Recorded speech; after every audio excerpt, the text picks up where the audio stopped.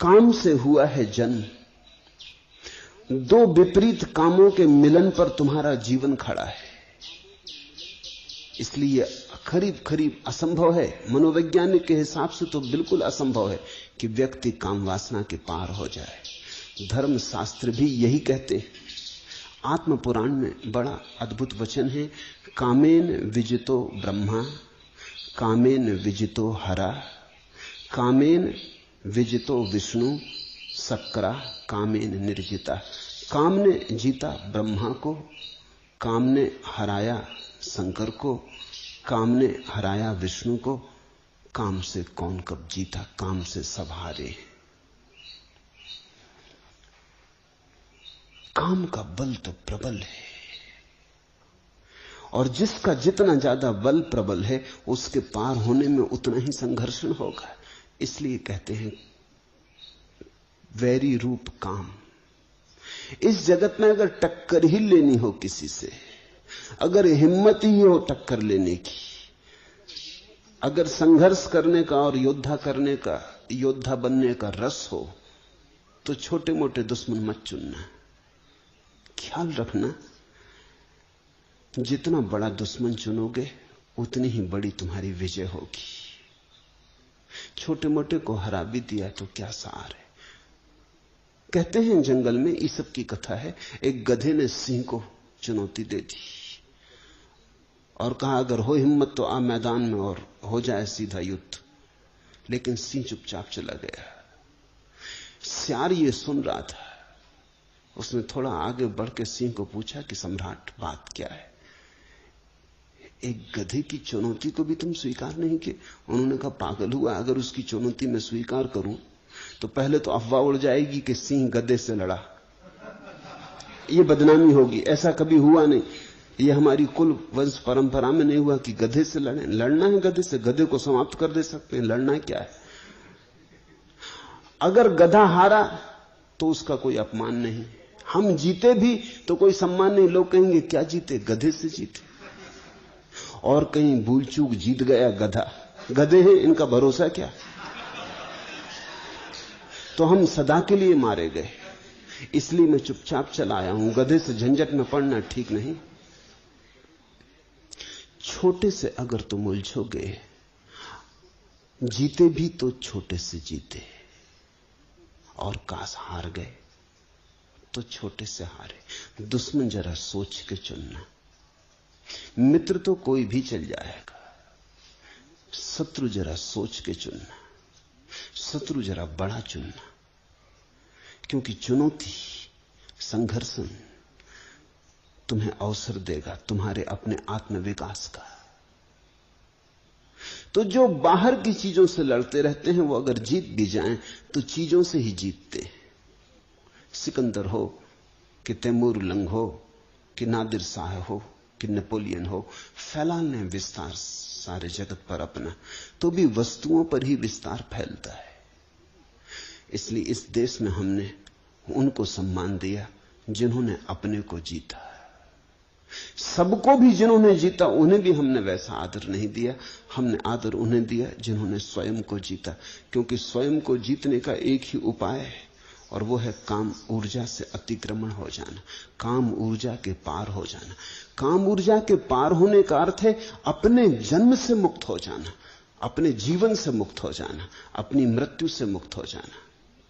काम ऊर्जा ने तुम्हें जन्म दिया, और काम ऊर्जा की उत्फुल्लता ही तुम्हारी जवानी है, तुम्हारा जीवन है। और जब काम की ऊर्जा थक जाएगी और विसर्जित होने लगेगी, वही तुम्हारी मृत्यु होगी। तो तुम्हारे जीवन की सारी कथा प्रथम से लेकर अंत तक काम की कथा है। अगर तुम इस काम के अंतर्गत ही बने रहे तो तुम कभी मालिक की तरह न जिए, एक गुलाम की तरह जिए। स्वयं का मालिक बनना हो, और अगर चुनौती ही स्वीकार करनी हो किसी की, तो स्वयं में छिपी इस चुनौती को ही स्वीकार कर लेना उचित है। इसलिए धर्मशास्त्र काम को वैरी रूप कहते। ये सिर्फ निंदा नहीं है, इसमें सम्मान भी छिपा है। वो ये कहते हैं कि अगर शत्रुता ही करनी हो तो काम से करना, क्योंकि कामेन विजितो ब्रह्मा, काम ने ब्रह्मा को भी हराया। कामेन विजितो हरा, काम ने महादेव को भी हराया।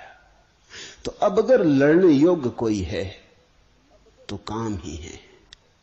जिससे देवता भी हार गए हों, उसको ही जीतने में मनुष्य के भीतर छिपा हुआ फूल खिलेगा।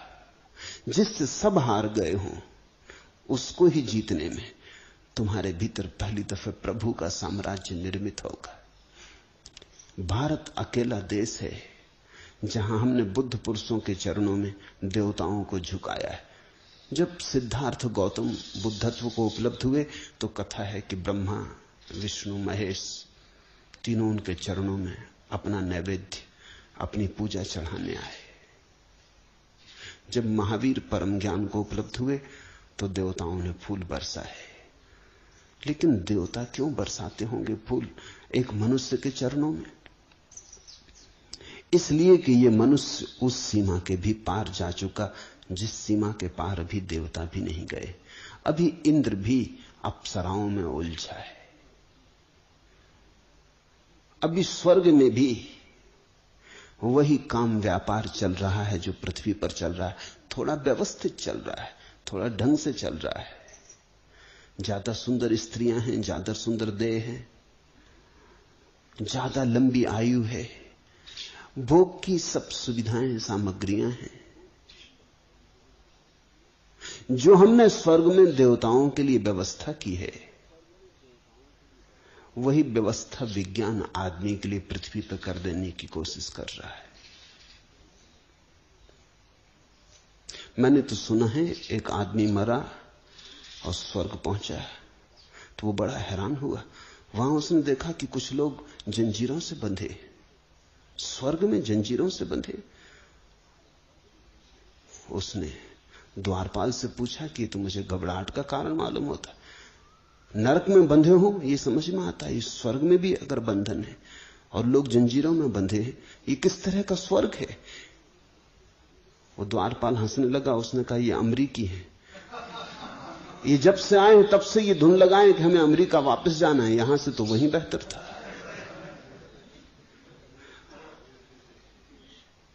विज्ञान कोशिश कर रहा है कि स्वर्ग को जमीन पर घसीट लाए,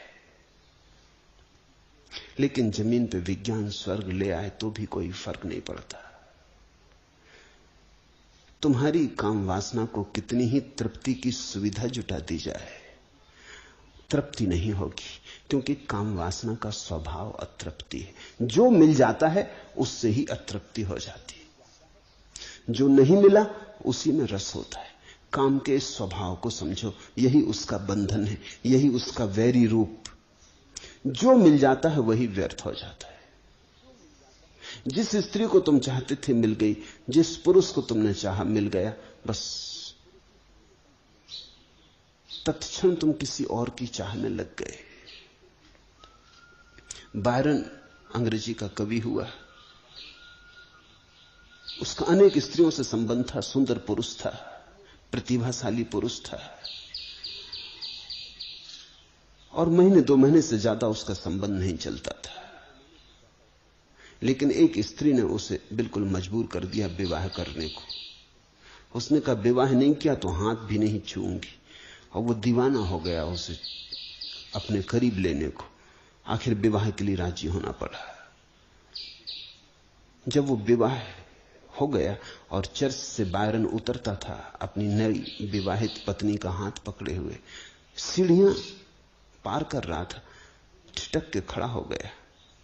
उसने अपनी पत्नी से कहा, आश्चर्य, मैं तेरे लिए दीवाना था, महीनों सोया नहीं, और अभी क्षण भर के लिए तेरा हाथ मेरे हाथ में है, लेकिन तेरा मुझे सुध भूल गई। राह से वो जो स्त्री जा रही, मेरा मन उसके पीछे चला गया। अभी विवाह नहीं हुआ और तलाक शुरू हो गया।